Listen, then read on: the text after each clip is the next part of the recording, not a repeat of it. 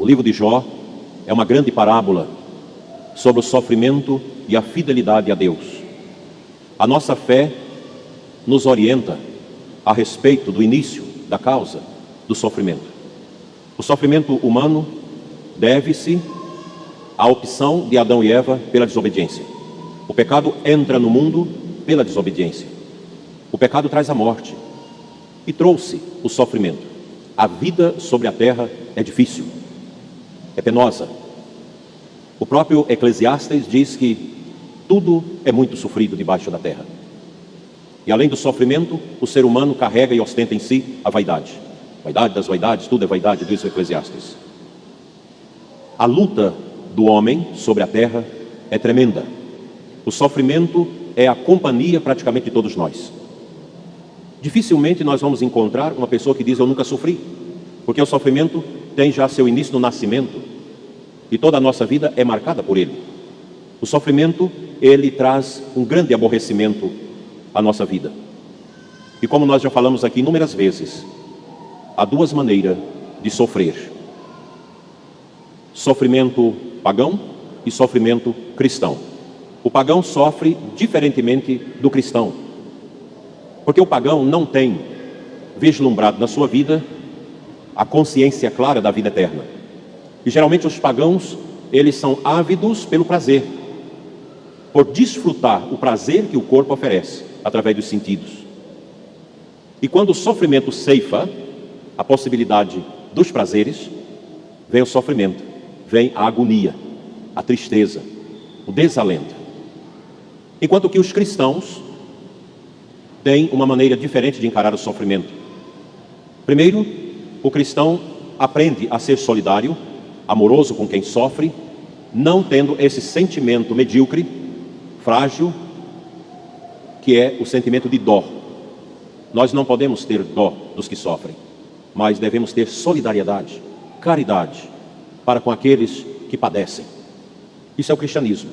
O cristão sofre compreendendo que o sofrimento não é da vontade de Deus, mas teve a sua origem no pecado. E aqui entra a beleza da vinda de nosso Senhor ao mundo. Cristo veio destruir a morte, veio restaurar a humanidade ferida e perdida pelo pecado, pois o pecado subtraiu a nossa semelhança a Deus. A imagem nós não perdemos, mas a semelhança sim. A semelhança é a santidade. O pecado original destronou a semelhança da pessoa humana para com Deus. Isso é uma grande dor. E todo o Antigo Testamento vislumbra para nós um movimento do Pai Eterno para resgatar a humanidade do pecado. Ah, mas Deus não poderia ter feito a humanidade perfeita, sem nenhuma possibilidade do pecado e a desobediência? Não. Se Deus nos criasse perfeitos, Ele anularia a liberdade. A liberdade é o dom mais precioso que nós temos. Eu lembro ainda como adolescente, assisti um pouco de longe o final de um júri na minha cidade. Aquele ambiente muito precário. E eu lembro que o juiz, ao proferir a sentença a um homem que havia matado a sua esposa, disse para ele: hoje você perdeu o dom mais importante da pessoa neste mundo, a liberdade. Você foi sentenciado a tantos anos de cadeia. Tantos anos, tantos meses, tantos dias. É interessante a contagem que a justiça faz da sentença. Se Deus tivesse nos criado sem a liberdade, Ele entraria em contradição com o seu ser, porque Deus, Ele possui um movimento sempre para fora. É um movimento de entrega, é um movimento salvífico, movimento de amor. Deus é assim. Nós egoístas, é o contrário. A gente quer sempre para a gente, sempre de fora para dentro de nós. Deus não é assim. Deus é transbordamento de amor. Deus nos fez livres. A liberdade é um imperativo fundamental na obra da criação da pessoa humana. E foi o mau uso da liberdade que introduziu o sofrimento no mundo, o pecado. Deus não nos criou para o sofrimento, mas para uma alegria no paraíso que Ele estabeleceu para nós. Mas o pecado estragou tudo.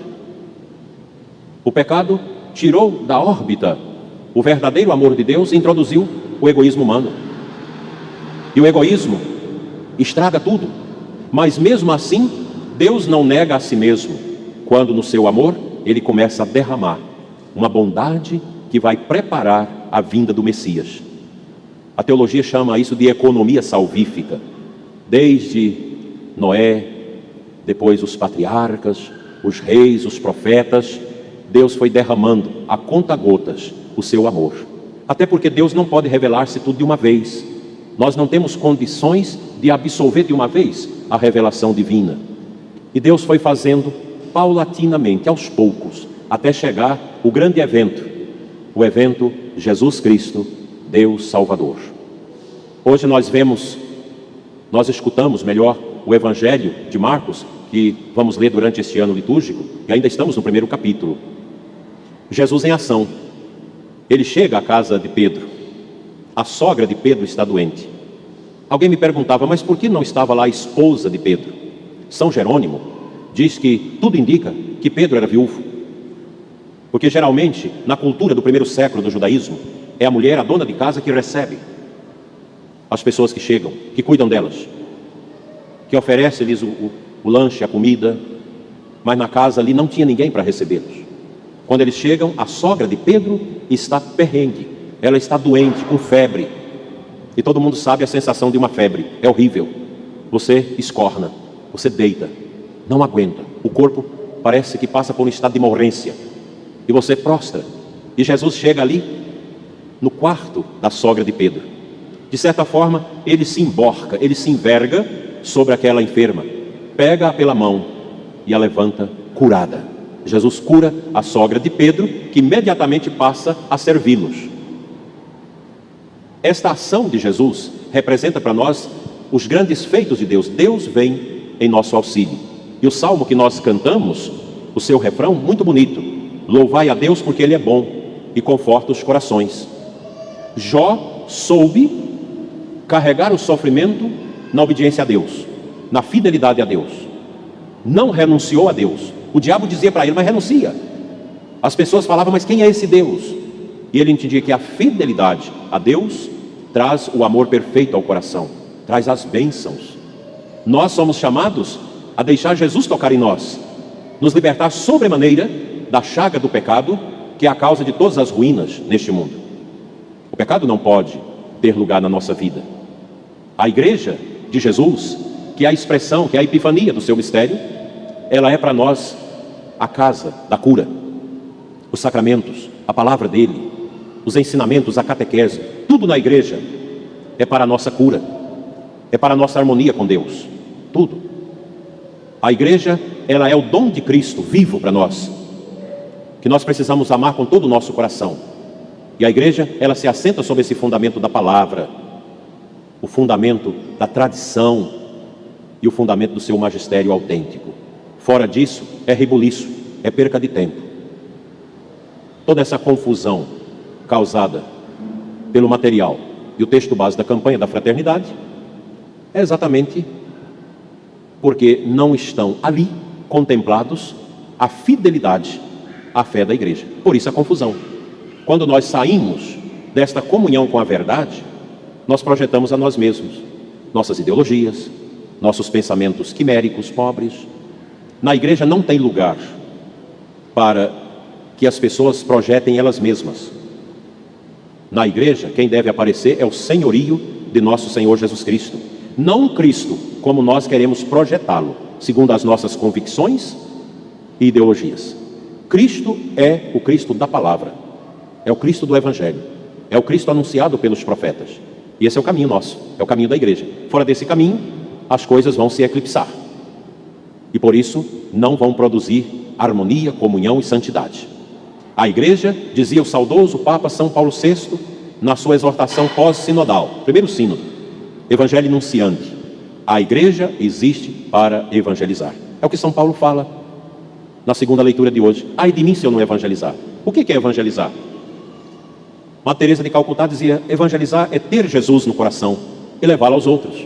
Mas é isso que a igreja vem fazendo ao longo dos séculos, tendo Jesus e o levando aos outros, através da prática do bem, da caridade, da justiça, de tantos serviços que a igreja realiza neste mundo.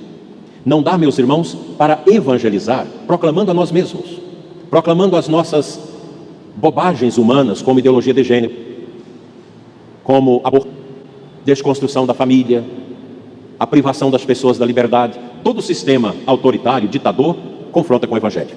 Não tem como. Todo projeto de poder que quer subjugar a liberdade das pessoas, que quer subjugar a consciência das pessoas, confronta-se com o Evangelho. Não dá. Não tem como. Porque o Evangelho de Jesus é o Evangelho para a liberdade. Quem conhece Cristo conhece a verdade. E quem conhece a verdade conhece a liberdade. Porque a liberdade de Cristo é para nos fazer livres num caminho de responsabilidade. Ai de mim se eu não evangelizar. É o trabalho de todos nós. Hoje nós tivemos a dinâmica do dízimo. O dízimo é uma expressão profunda da evangelização. O dízimo é fundamental para que haja a evangelização. A nossa diocese agradece e rende graças a Deus, porque nós passamos por este ano de 2020 tão difícil.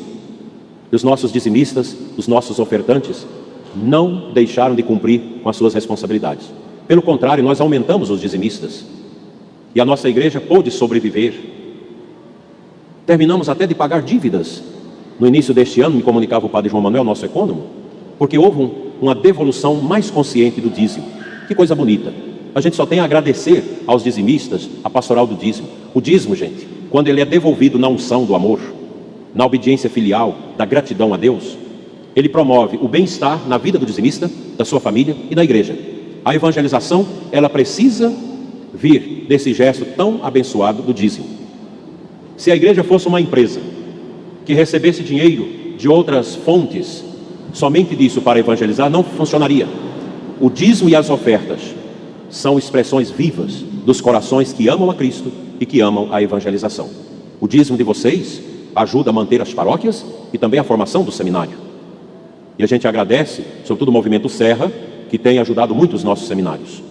E neste ano nós vamos implantar, retomando aquilo que Dom Vítor também fez no passado, que é a obra das vocações sacerdotais, que ficou morta no passado. Nós vamos retomar, em que as pessoas vão ter 3 dimensões na sua vida para ajudar a formação dos padres: oração pelas vocações, promoção das vocações e a manutenção dos nossos seminários. Nós precisamos de padres abençoados. E aqui eu me dirijo aos nossos seminaristas. A diocese, a igreja, não precisa de padres pelo meio do caminho. A igreja não precisa de padres com projetos pessoais, de padres que querem fazer a sua vontade e não a vontade de Deus. A igreja precisa de padres santos, padres configurados a nosso Senhor, padres pobres, padres castos, padres obedientes. E a todos vocês impõe-se a responsabilidade de rezar pelas vocações, de promover as vocações, de manter as vocações dos nossos seminários, de rezar também pela santificação do clero, porque os padres sem oração do povo não vinga, porque o peso da ação do demônio sobre a igreja, sobremaneira nestes tempos, em cima dos bispos, em cima dos sacerdotes, dos religiosos, dos seminaristas e das famílias, é uma coisa avassaladora. Os sacerdotes precisam rezar e zelar das famílias, e as famílias, em contrapartida, rezar pela santidade dos sacerdotes e a perseverança dos seminaristas. Que a Imaculada Conceição, que nos ajudou a atravessar esses tempos difíceis já percorridos, interceda por esse abreviamento da peste, e que os nossos seminaristas, maiores e propedeutas, possam perseverar com amor. Vocês são chamados a serem homens que vão agradar a Deus. Não seja um seminarista medíocre, mas um seminarista profundo de oração e de obediência, porque vocês representam o futuro da igreja. E esta confusão ideológica de tantas disseminações de divisão na igreja só podem ser contornadas com o poder da oração do povo de Deus e com a presença de padres santos na igreja, padres do sacrário, padres do confessionário e padres do Santo Rosário. Que a Virgem interceda por nós.